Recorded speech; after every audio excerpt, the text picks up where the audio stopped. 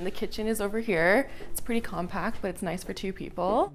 Moving to Toronto from Calgary for a new job, Sandhya Patel was hoping to have a place of her own, but reality quickly set in.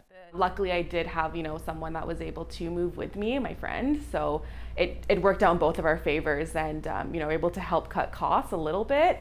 After living with their parents in Calgary, a roommate made economic sense for the 28-year-old. You're very expected to kind of save up and to have, enough money to put a down payment on a house. However, it's very hard these days for us to do that.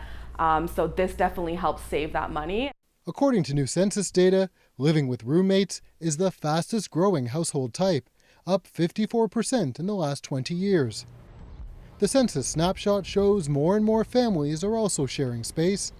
The number of multi-generational households, homes with 2 or more families, or one family living with others who may or may not be related to them, has gone up 45% in the last 20 years. The census also found the number of people living alone continues to grow, 4.4 million in 2021. We have this diversity of housing needs, which means it's not going to be just about building condos from now on. We're going to need a mix of all sorts of different housing. And for the first time, the census counted gender diversity in couples who live together, finding more than 32,000 where at least one member is transgender or non-binary.